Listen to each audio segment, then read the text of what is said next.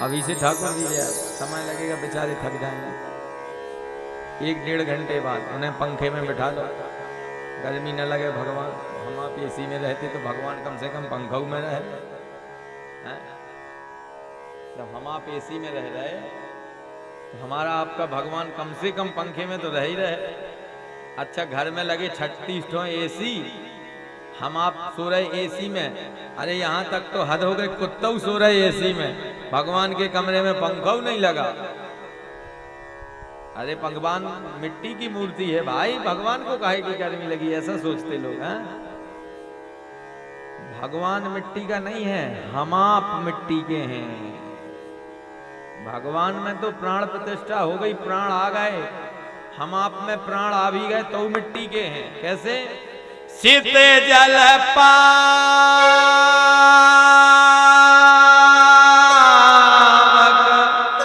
गगन समीरा।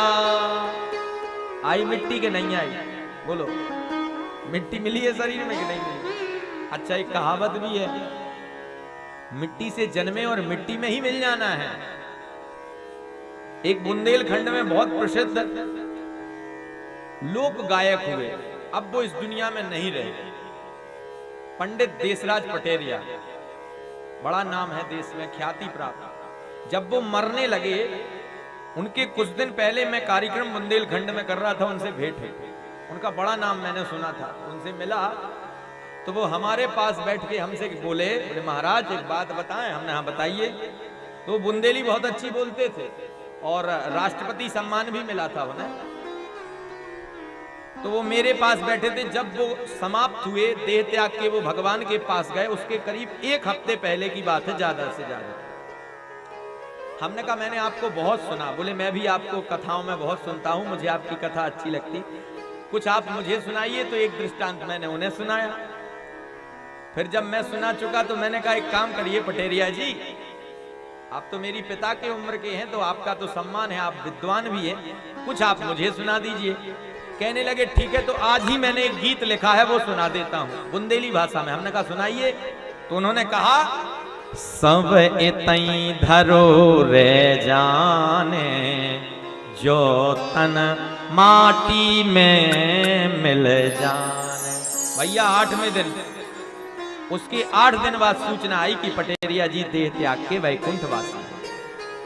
वाह, विद्वान के पास ये गुण होता है, वो ये बता देता है कि मेरा कब समय आए। अच्छा 8 दिन पहले मैं तो उनसे ऐसे ही हास उपहास कर रहा था, बैठा था उनके पास। उनसे केवल मैंने पूछा, बोले महाराज जी आप कुछ मुझे सुना दो, मैं आपको सुनाऊंगा। अच्छा मजाकिया बहुत थे, मजाक बहुत करते थे। माताएं नहीं, पुरुष शायद इस नाम से परिचित, उनका नाम पूरे देश में था, बहुत अच्छे गायक थे। तो कहने का तात्पर्य है कि अगर घर में हम आप एसी में रहें तो भगवान को कूलर तो कम से कम लगवा दो, क्योंकि भगवान मिट्टी का नहीं है, उसमें मंत्रों के द्वारा प्राण आ गए हैं। हमारे अंदर भरे प्राण बने रहे, फिर भी ये तन मिट्टी का है और अंत में मिट्टी में ही समाहित हो जाएगा। छित जल पावक गगन समीरा, पंच रचित अध अधम शरीरा। तो भैया हर चीज का अहंकार करना है, शरीर का नहीं करना। बल हो जाए। हेलो, बोलिए वृंदावन बिहारी लाल की जय हो। अच्छा शूर्पणखा से भगवान राम तो ठीक है, लाइट डरती, नाम ही सुन के चली गई। भगवान तो डरे ही डरे। कहने का तात्पर्य है कि बुरे लोगों से सब डरते हैं। अच्छा जब शूर्पणखा भगवान के पास गई तो उसका ये शब्द जब उसने ये कहा कि तुम सम पुरुष नमो सम नारी, यहां तक तो सब ठीक था। सब कुछ बिल्कुल ठीक चल रहा था। और जैसे ही उसने कहा यह संयोग विधि रचा बेचारी, ब्रह्मा जी भी अपना माथा ठोकने लगे कि हमने ऐसा कब लिखा, हमें तो पता ही नहीं चला। ये बात तो ब्रह्मा जी को पता नहीं चली कि मैंने ऐसा कब लिख दिया कि तुम सी नारी दूसरी नहीं और भगवान सा पुरुष दूसरा नहीं। चलो भगवान सा दूसरा पुरुष ना भी मान भी लूं कि भगवान के समान दूसरा कोई नहीं होता, लेकिन तुम्हारे समान नारियां तो हजारों मिल जाएंगी। एक जगह मैं कथा कर रहा था, बोले महाराज गलत ऐसे ना बोला करो मंच से। हमने क्यों? बोले शूर्पणखा दूसरी नहीं हुई क्या दूसरी? बताओ। हम बता रहे शूर्पणखा एक नहीं 25 हैं। शूर्प माने होता है सूपा, नखा माने होता नाखून, जिसके सूपा से नाखून को शूर्पणखा। आज भी जितनी महिलाएं माताएं बहनें नाखून बड़े बड़े रखाएं वो समझ लो सब शूर्पणखा। हम नहीं कह रहे, मानस कहती है शूर्पणखा, जिसके नाखून सूपा जैसे हों वो शूर्पणखा। जैसे ही शूर्पणखा ने कहा कि तुम सम पुरुष नमो सम नारी, और जब उसने लास्ट की लाइन कही यह संयोग विधि, तो विधि किसने लिखी? ब्रह्मा जी ने। आज ब्रह्मा जी माथा ठोकने लगे कि ये मेरी कलम कब लिख गई, मुझी को नहीं पता चला है? यहां किस बात का अहंकार है? किसका अहंकार है बताओ? सुंदरता का है कि नहीं है?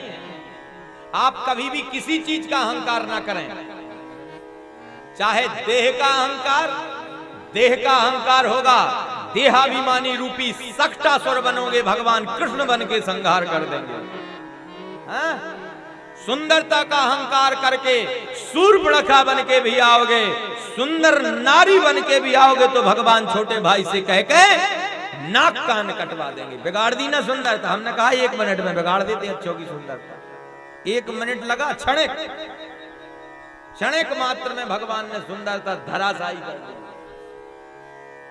इसीलिए ना तो देह का अहंकार करो ना सुंदरता का अहंकार करो।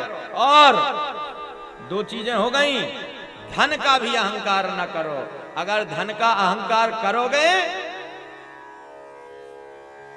तो सुनो, तुम्हारा बुरा लोगों को सपने में दिखाई देने लगेगा अगर तुम धनवान होकर अहंकारी हो जाओगे।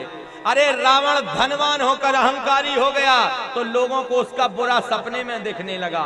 बोले सपने वानर लंका जारी, देखा कि नहीं देखा? बताओ ईमानदारी से। स्वप्न में बुरा दिखने लगा। और यहां तक भाई गनीमत रही कि सपने वानर लंका जारी। इतना ही नहीं, बोले जा तू धान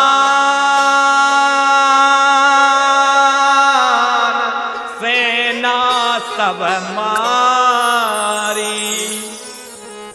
धन का भी अहंकार करोगे तो याद रखना भगवान धन के अहंकारी को भी मिटा डालेगा।